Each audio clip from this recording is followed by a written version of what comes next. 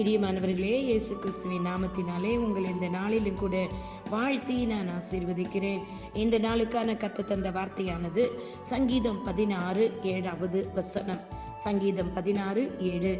எனக்கு ஆலோசனை தந்த கர்த்தரை துதிப்பேன். பிரியமானவர்களே, நீங்கள் நடக்கிற ஒவ்வொரு வழிகளிலும் தேவனாகிய கர்த்தர் நமக்கு கொடுக்கப்பட்ட அந்த பரிசுத்த ஆவியின் உதவியோடு உங்களுக்கு ஆலோசனை தந்து ஒவ்வொரு நாளும் நீங்க நடக்க வேண்டிய வழி, செய்ய வேண்டிய காரியங்கள், பேச வேண்டிய காரியங்கள், சந்திக்க வேண்டிய மனிதர்கள், என்ன புசிக்க வேண்டும், எங்க நிற்க வேண்டும், இரவு தூங்குகிறது முதற்கொண்டு அதிகாலை எழுந்திருப்பது வரை கொண்டு கர்த்தர் உங்களுக்கு ஆலோசனை தருவார். பிரியமானவர்களே, அதுதான் இந்த வசனம் சொல்லுது பாருங்கள்.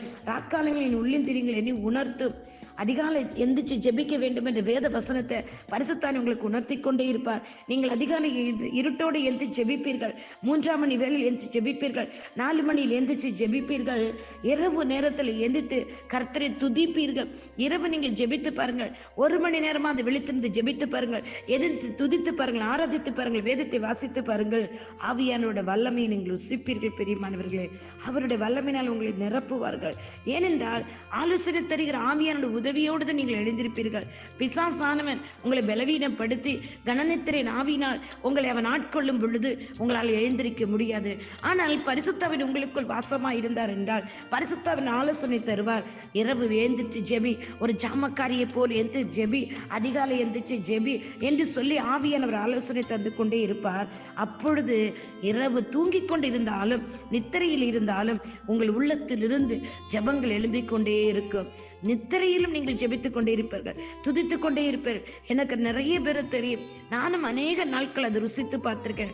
தூங்கிக் கொண்டுதான் இருப்பேன், நான் யாருக்காகவும் ஜெபித்துக் கொண்டே இருப்பேன். தரிசனங்களை பார்ப்பேன், வெளிப்பாடுகளை பார்ப்பேன். இதெல்லாம் நம்ம 10 நாள், 15 நாள், 20 நாள் கர்த்தருடைய சமூகத்தில் இரவு வேளை உட்கார்ந்து ஜெபிக்கும் பொழுதுதான் அதுக்கு அடுத்தடுத்து நீங்க ஒரு ஸ்டெப் எடுத்து வைக்கும் போது ஆவியானவர் உங்களுக்குள்ள இருந்து அவர் வாக்கு கடங்காத பெருமச்சுகளோடு உங்களோடு கூட இருந்து விண்ணப்பம் பண்ணிக்கொண்டே இருப்பார். பிரியமானவர்களே, நீங்கள் வாழ்கிற வாழ்க்கை உங்களுக்கு மட்டுமல்ல மற்றவர்களுக்கும் பிரயோஜனமா இருக்க வேண்டும்.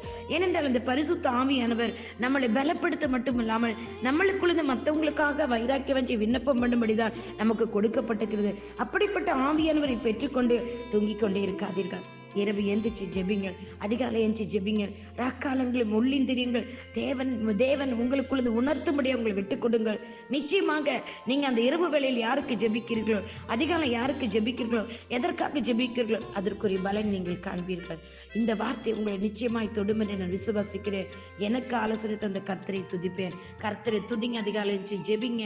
நிச்சயமாக அவர் உங்களுக்குள்ள போடுகிற அந்த ஆலோசனை, அவர் உங்களுக்குள்ள போடுகிற நினைவுகள், நீங்க யாருக்கா ஜெபிக்கிறீங்களோ அவர்களுக்கு அந்த பதில் பலன் போய் சேரும். கர்த்தர் அந்த காரியத்தை வாய்க்கு செய்வார். நீங்க சும்மா இருப்பீங்க, கர்த்தர் உங்களுக்காக யுத்தம் பண்ணுவாரு. நீங்க ஜெபிக்கிறவர்களுக்காக அவர் யுத்தம் பண்ணி ஜெயம் எடுக்க உதவி செய்வார். கர்த்தர் தாமே உங்களை ஆசீர்வதிப்பாராக. அதிகாலை ஜெபிக்கும்படி உங்களை உற்சாகப்படுத்துகிறேன். உங்களுடைய சகோதரி evangelist Sheila Rosario. God bless you all. Amen. Amen. Amen.